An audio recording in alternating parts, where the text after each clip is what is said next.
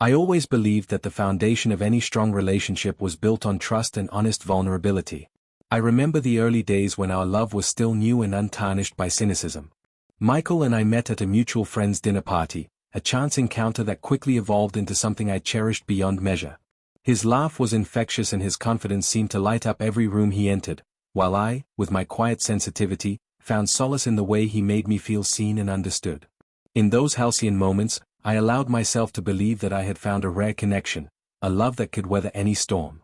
We married with the naive hope that every trial would only strengthen our bond, and I vowed to build a life with him that was filled with mutual respect, passion, and unwavering loyalty. For several years, our marriage was a blend of shared dreams and quiet evenings at home. I often recalled how Michael would surprise me with little gestures, a handwritten note tucked into my purse, an unexpected bouquet of wildflowers, or a gentle kiss before I even managed to roll out of bed. I reveled in the security of our routine, cherishing the thought that I was loved despite my deep-seated insecurities. Yet, beneath the veneer of our seemingly idyllic life, there simmered a constant, nagging fear, that I was unworthy of the love I received. I had always battled a persistent feeling that I wasn't enough, that I was too fragile, too complicated to truly deserve a partner's complete devotion. These feelings, rooted in years of personal disappointments and subtle family rejections, were part of my quiet inner dialogue, a dialogue that Michael, in his relentless self-assurance, never seemed to take seriously. I remember one evening, as we sat side by side on our old, creaking couch watching a movie, I hesitantly broached the subject of my trust issues. I wanted to believe that Michael would understand the shadow that sometimes darkened my mind, that he'd offer me the kind of reassurance that would soothe my restless heart. Instead, his reaction was a mix of impatience and a dismissive laugh, a sound that, at the time, I foolishly brushed off as mere teasing. "Oh, come on, you're overthinking it," he said with a smirk, his eyes twinkling with mirth as if my anxieties were nothing more than harmless quirks. I forced a smile, my heart sinking silently as I realized that my vulnerability, the very part of me I had hoped he would cherish, was instead fodder for his amusement. At first, I told myself that perhaps he didn't fully grasp the depth of my feelings, that his confidence was simply his way of encouraging me to let go of my doubts. But as months turned into years, the dismissive tone in his voice became a constant refrain, a reminder that my worries were trivial, unworthy of serious consideration. I began to question whether the man I had devoted my heart to truly respected the delicate parts of me that needed gentle care. And then, almost imperceptibly at first, changes began to surface in his behavior. A slight detachment here, a prolonged absence there, that I could only rationalize as the growing pressures of work and life. I tried to convince myself that these were mere fluctuations in any long-term relationship, that every marriage had its ups and downs. But nothing could have prepared me for the day when Michael left me for someone he deemed the better woman. It happened so suddenly that the revelation felt like a cruel twist in a tragic play. I was at home on a rainy afternoon, the sky outside a bleak mirror of my inner desolation, when I received a phone call that shattered the fragile peace I had been clinging to. Michael's voice, usually warm and reassuring, was laced with an urgency that set my heart pounding with foreboding. He told me, haltingly and without preamble, that he had met someone, a woman he described as vibrant, free-spirited, and, in his own words, better. In that instant, I felt as if the floor had been ripped out from under me. The words "better woman" echoed in my mind like a venomous refrain, each syllable cutting deeper than the last. I remember standing in the doorway of our bedroom, my body frozen as the full weight of his confession sank in. Michael's tone was devoid of remorse, as if he were announcing a mundane decision rather than confessing an act of betrayal that would unravel the very fabric of our lives. My throat tightened, and tears blurred my vision as I struggled to process the enormity of what he was saying. He continued, almost mechanically, listing the reasons he believed this other woman was superior to me: her spontaneity, her unbridled confidence, her willingness to embrace life without the constraints of constant worry. Every word felt like a dagger, twisting in the depths of my already fragile self-worth. In the days following that fateful conversation, I sank into a despair so profound that I could hardly recall the last time I had felt whole. I spent long hours staring blankly at the peeling wallpaper of our once-cherished living room, each faded corner a painful reminder of promises broken and dreams shattered. My mind became a relentless battlefield of self-doubt and sorrow. I questioned every moment, every shared laugh, and every tender touch we had exchanged, wondering how I had failed to be enough. I reread old messages and revisited photographs, each relic of our past now tainted by the bitter reality of Michael's departure. In the quiet hours of the night, when the silence was punctuated only by my own ragged breaths, I allowed myself to cry, not just for the lost love, but for the shattered pieces of my identity that had crumbled under the weight of betrayal. The pain was raw and unyielding, and yet, amid the darkness, I sensed a stirring of something unexpected, a glimmer of resolve. I began to wonder if perhaps this heartbreak was a cruel blessing in disguise, a chance to rediscover parts of myself that had been silenced by the demands of a relationship that never truly honored my worth. I started to write, pouring my heart out into a journal that became my sole confidant. Each entry was a cathartic release, a meticulous unraveling of the tangled emotions that had built up inside me. I wrote about the moments of quiet desperation, the long nights spent questioning my every flaw, and the silent accusations that I hurled at myself in the wake of Michael's callous dismissal. In the midst of my isolation, friends began to reach out, their voices gentle reminders that I was not alone in this tumultuous journey. They listened without judgment as I recounted the painful details, offering quiet support and soft words of encouragement. Their empathy was a stark contrast to the cold indifference that had defined my recent interactions with Michael.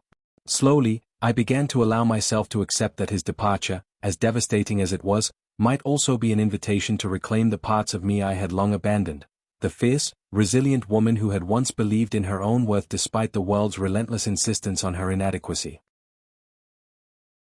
Yet, even as I started the arduous process of healing, the news of Michael's new relationship continued to haunt me. Social media became a double-edged sword, a platform where his boastful declarations of a better woman were paraded for all to see, each post a fresh stab to my already wounded pride.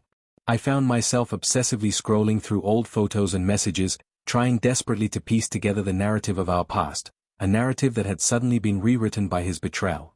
Every comparison, every cruel comment from strangers, reinforced the painful idea that I was somehow lacking, that I had fallen short of an impossible standard. But amidst the bitterness, I began to notice subtle shifts in my perspective. In quiet moments of introspection, I recalled the times when I had celebrated my uniqueness, when my vulnerabilities were not sources of shame but badges of authenticity. I remembered that my ability to feel deeply, to love unconditionally, was not a flaw to be mocked but a testament to my humanity. This realization was both liberating and terrifying, a double-edged insight that forced me to confront the harsh reality of my own worth. I started to understand that Michael's choice was a reflection of his own shallow desires rather than an indictment of my value. In the weeks that followed, as I navigated the labyrinth of my grief and anger, I found solace in unexpected places. I reconnected with old passions, reading poetry that spoke to the raw edges of my soul, taking long walks in nature where the rustle of leaves and the murmur of a gentle stream reminded me of life's inherent beauty. I began to see that the end of my marriage was not the end of my story, but the painful prologue to a journey of rediscovery. I slowly rebuilt the contours of my identity, piece by piece, acknowledging that while the scars of betrayal would always remain, they did not define me. Instead, they became chapters in a narrative of resilience, a testament to my ability to endure, to learn, and eventually to love again, starting with myself. There were nights when the pain was so acute that I questioned whether I would ever be whole again. I would lie awake, haunted by memories of Michael's dismissive laughter and the sting of his parting words. But even in those dark hours, a small, defiant spark of hope persisted, a whisper that urged me to believe that the future could hold something better than the ruins of my past. I began to imagine a life where I would no longer be defined by the betrayal of a man who failed to see my true worth, where I could build relationships rooted in mutual respect and genuine affection. That vision, though distant and fragile, fueled my determination to move forward. As I sat in the solitude of my apartment one rainy evening, the rhythmic tapping of raindrops against the windowpane became a comforting lullaby, a reminder that even the harshest storms eventually give way to clearer skies. I resolved to channel my sorrow into creative expression, pouring my pain into stories and poems that captured the raw, unvarnished truth of my experience. In each word I wrote, I reclaimed a fragment of the person I had lost, and in doing so, I began to see that my heart was capable of not only surviving but thriving after betrayal. It wasn't long before I realized that the journey to healing would require more than just introspection. It demanded a confrontation with the past. I knew that I had to face Michael, not to seek revenge, but to understand his actions and, in doing so, to finally let go of the bitterness that had been poisoning my spirit. With a tentative resolve, I drafted a letter to him, pouring out the depths of my pain, my disappointment, and my determination to reclaim my identity. That letter, raw and unfiltered, was not an invitation for reconciliation but rather an affirmation that I was no longer willing to allow his actions to define my future. As I sealed the envelope and sent it off into the unknown, I felt an unexpected weight lift from my shoulders. It was as if by laying bare my soul on paper, I had taken the first decisive step toward reclaiming my power. I knew that the road ahead would be fraught with setbacks and moments of vulnerability, but I also recognized that every step forward was a victory, a reaffirmation that I was, above all, resilient and deserving of love on my own terms. Now, as I write these words in the quiet aftermath of heartbreak, I am beginning to see the contours of a new life emerging from the ruins. The betrayal that once seemed insurmountable is slowly being transformed into a catalyst for growth, a painful yet necessary passage toward self-discovery. Michael's departure, while devastating, has forced me to confront the truths I had long evaded about my own worth and capacity for love.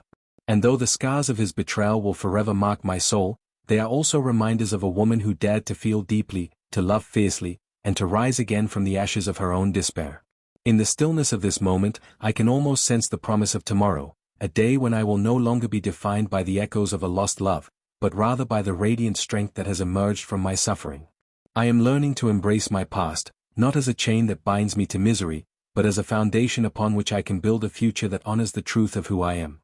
And while the journey ahead remains uncertain, I am finally ready to step forward, unburdened by the weight of Michael's betrayal, and to forge a new path illuminated by self-respect, hope, and the unwavering belief that I am enough. I spent the next several weeks caught in a relentless cycle of introspection and restless waiting.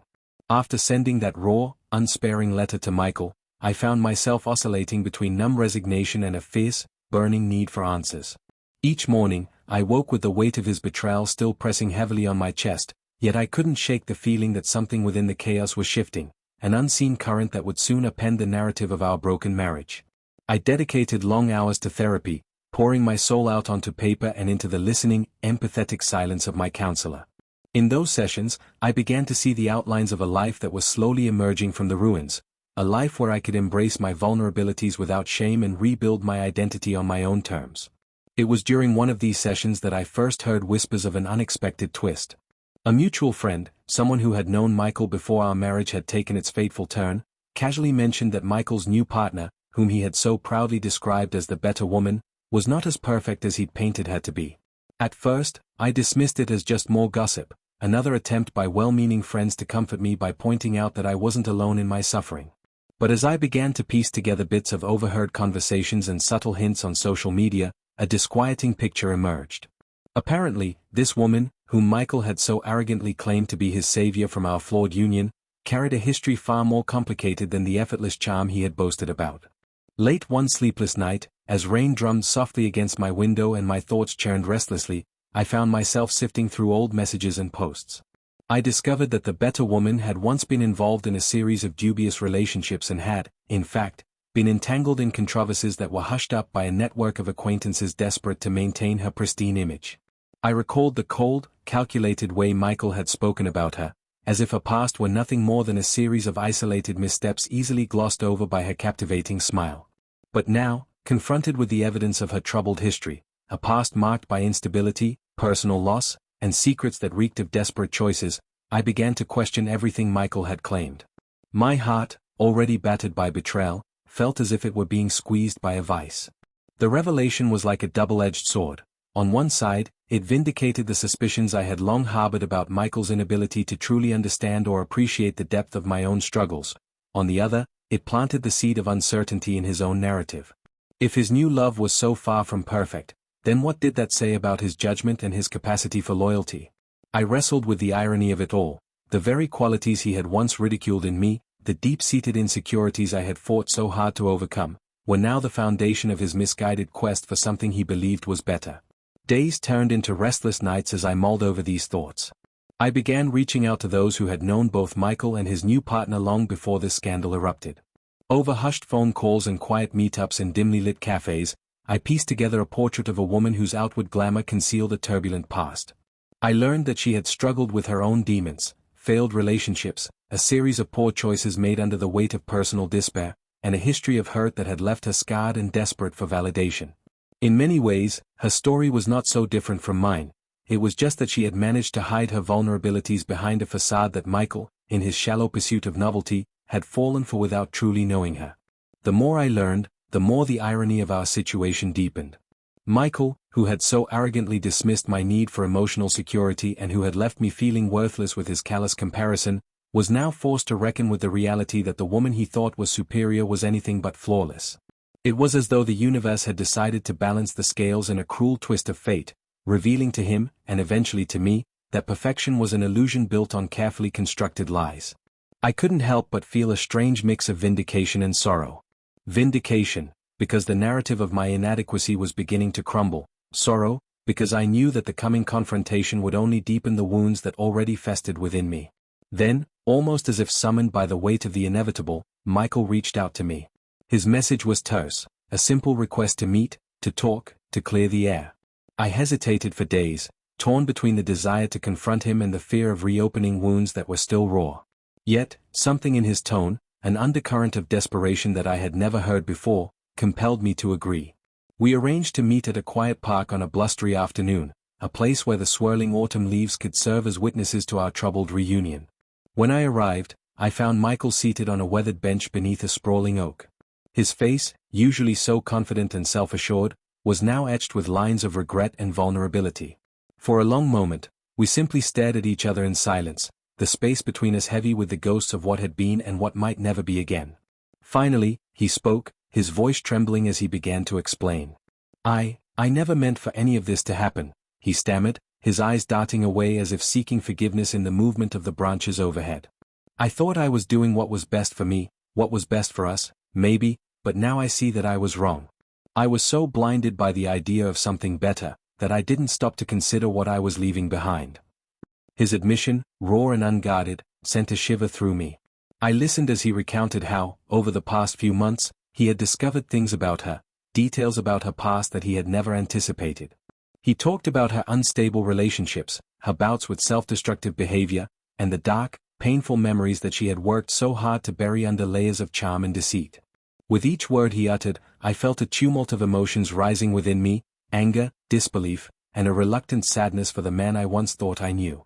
So, you're saying you regret leaving me?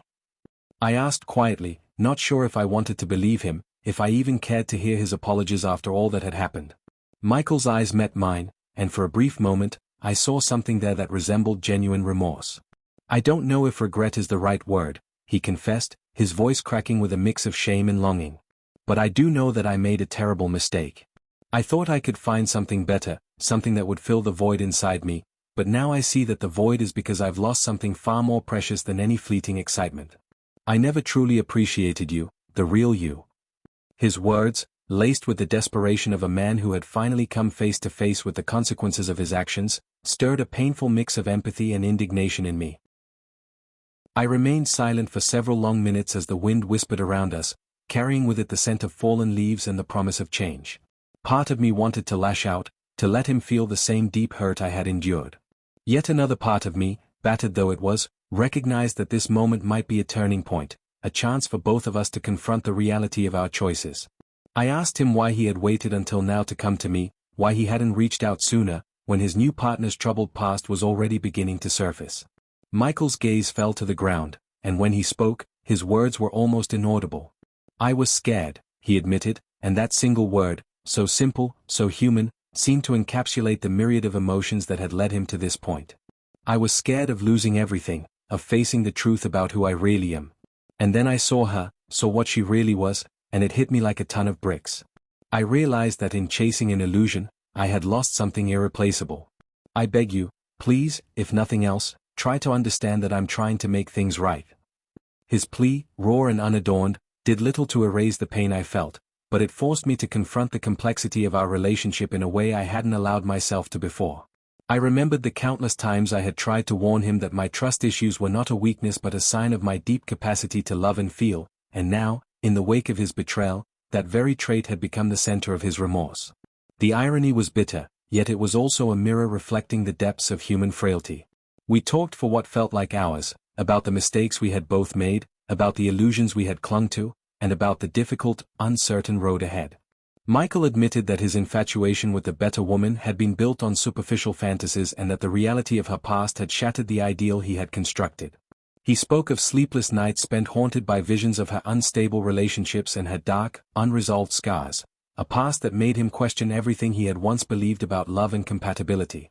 As he laid bare his inner turmoil, I could see the raw vulnerability that had been hidden behind his previous arrogance. It was a side of him I had never seen before, and though it did little to heal the wounds of betrayal, it forced me to consider the possibility that people, even those who hurt us deeply, are capable of change. In the quiet moments of that conversation, I found myself reflecting on my own journey. I recalled the days spent in Tare Street solitude, the hours I had spent wrestling with my own sense of inadequacy, and the slow, painful process of rebuilding my shattered identity. Michael's confession, however flawed and self-serving it might have been, resonated with something deep inside me, the recognition that we are all haunted by our pasts, that we all wear scars from choices made in moments of weakness and desperation. By the time our conversation drew to a close, the sky had lightened to a pale blue, and the first tentative rays of morning were piercing through the remnants of the night storm. I did not forgive Michael that day, not completely, at least, but I did acknowledge the complexity of his remorse and the possibility that he might one day learn from his mistakes.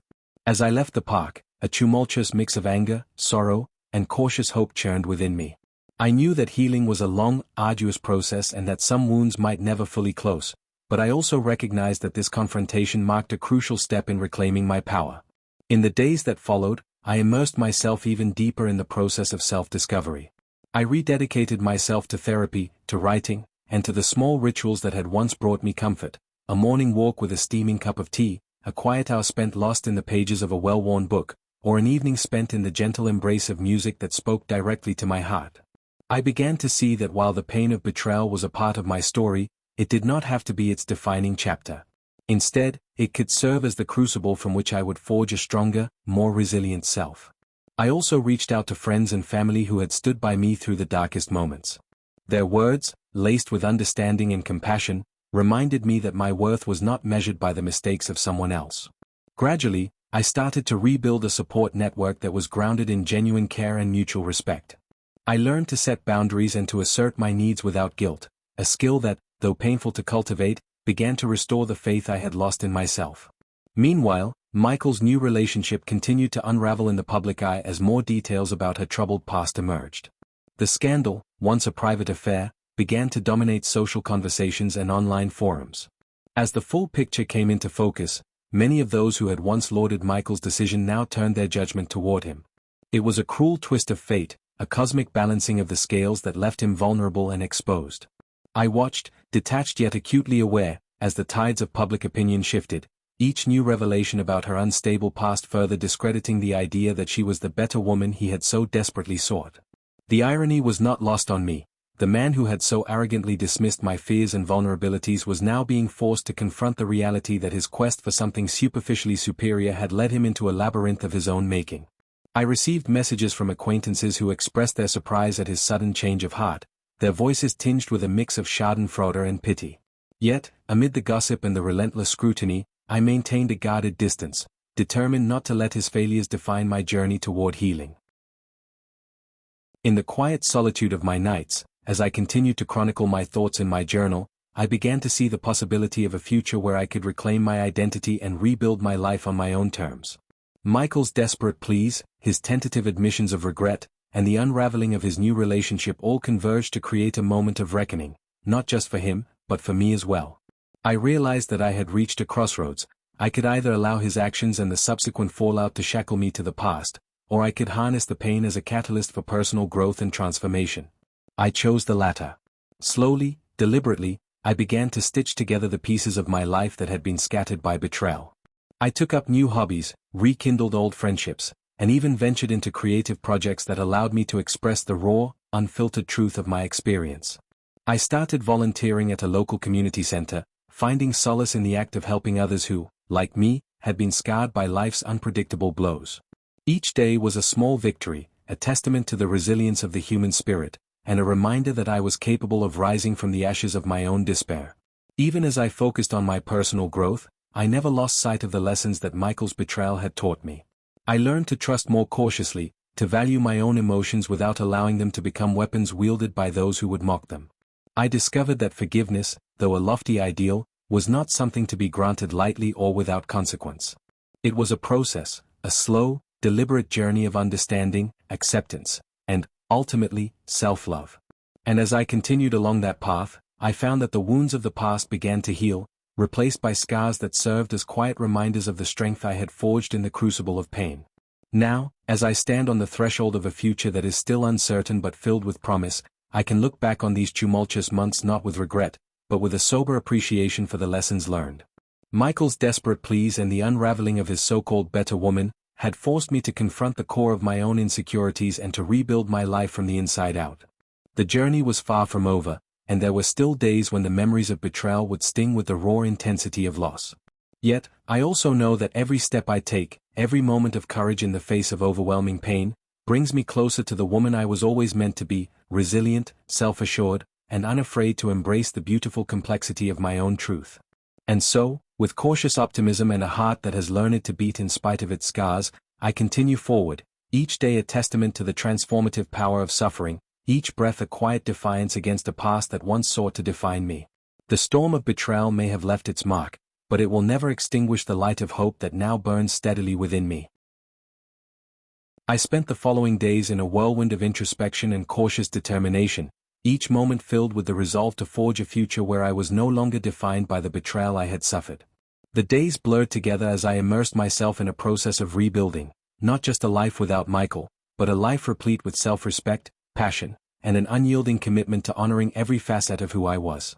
In the weeks after our fraught conversation in the park, I found myself returning to the quiet spaces of my apartment that had once been filled with whispered hopes and secret dreams. I began each morning by writing long, uninterrupted journal entries that recounted my thoughts and emotions in painstaking detail.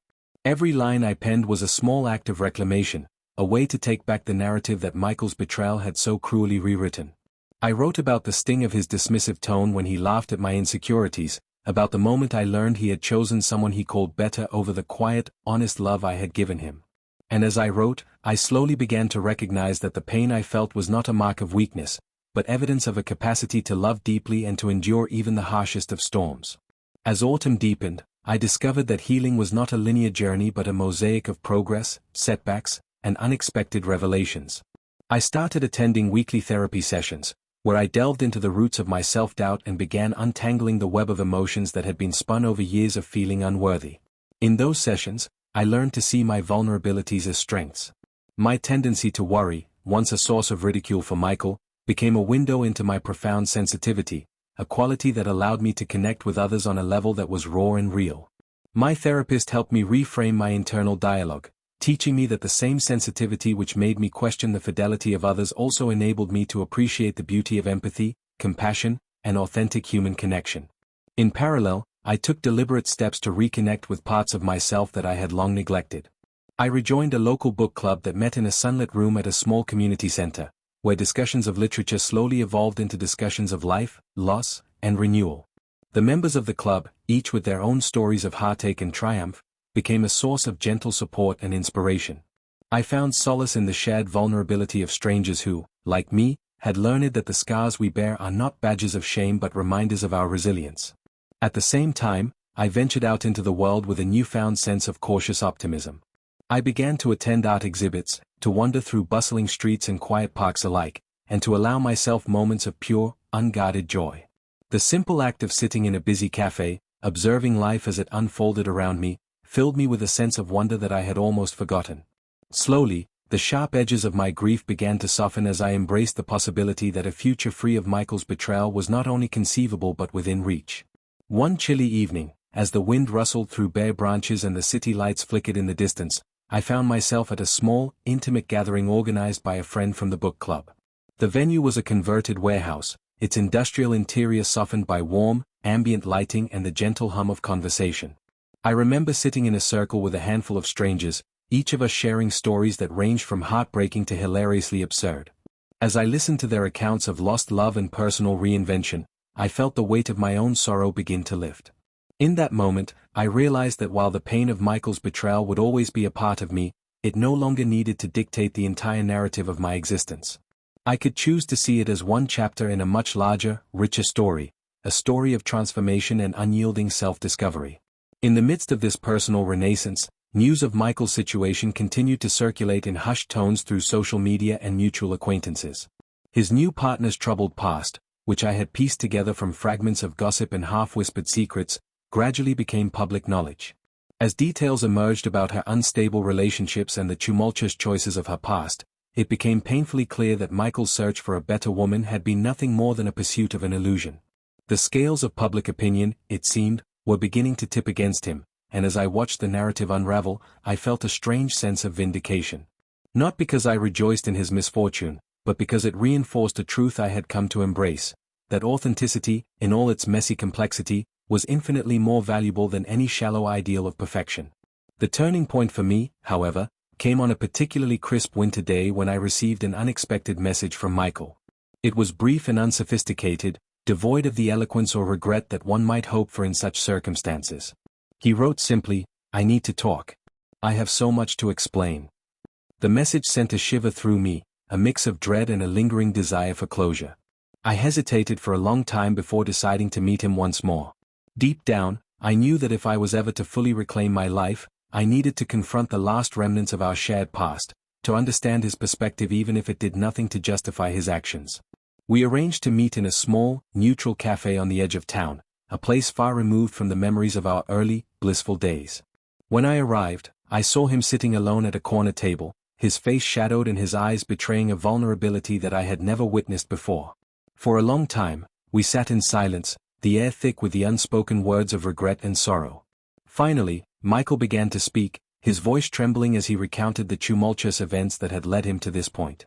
He talked about the emptiness he had felt, the thrill of novelty that had slowly faded into a gnawing emptiness, and the crushing realization that his pursuit of superficial perfection had left him hollow. He admitted that he had been blinded by the allure of what he thought was a better life, that his arrogance had prevented him from truly appreciating the depth of what we had shared. "I thought I needed someone who could fill a void I didn't even understand," he confessed, his eyes meeting mine with a mixture of shame and longing. "I was chasing an illusion, and now I see that everything I had with you was real, more real than anything I've ever experienced." His words, while clumsy and laden with self-pity, struck a chord deep within me. For the first time, I began to see that his journey, as misguided as it had been, was also a painful process of self-realization. The conversation stretched on, unspooling like a long-overdue confession that had been pent up for far too long. I listened, not out of a need to forgive, but to understand the intricate tapestry of choices and regrets that had led us both to this irrevocable point. I asked him about the moments when his new partner's true past had emerged, a moment he described with bitter clarity.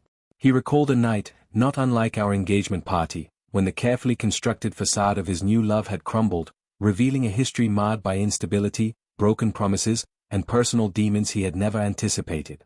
He spoke of the shock, the disillusionment that had followed, and the gradual realization that his desperate pursuit of something better had been a delusion all along. As he spoke, I felt the sharp edges of my own anger begin to dull, replaced by a somber understanding of the human condition, of how we all, in our flawed ways, can be led astray by our own insecurities and misguided desires. I did not let his words erase the pain of my own betrayal, but they did open a small window through which I could glimpse the possibility of healing, a chance to finally let go of the toxic hold that the past had on me. After that long, difficult conversation, I left the cafe with mixed emotions. Part of me still ached with the memory of Michael's callous dismissal of my trust, but another part recognized that I was at the threshold of a new chapter, one in which I would no longer be defined by the wounds of betrayal, but by the strength with which I had chosen to heal. I returned to my apartment, sat at my desk, and began to write a new entry in my journal, a declaration of independence from the ghosts of our shared past and a promise to embrace a future built on the truth of my own worth. Over the following months, I immersed myself in every opportunity for personal growth. I took up painting, a medium that allowed me to express emotions too raw for words, and I found that each brushstroke was an act of rebellion against the pain that had once threatened to consume me. I also reconnected with long-forgotten friends and forged new connections with people who celebrated authenticity over pretense. In these interactions, I discovered that there were countless souls who had been scarred by betrayal but had managed to transform their pain into a wellspring of creativity, empathy, and resilience. I began to see that forgiveness was not about excusing the mistakes of the past, but about liberating myself from the chains of resentment that bound me to it. In my quiet moments, I practiced forgiving not just Michael, but also myself, for the times I had questioned my own value, for the moments I had allowed fear to silence the vibrant voice within me.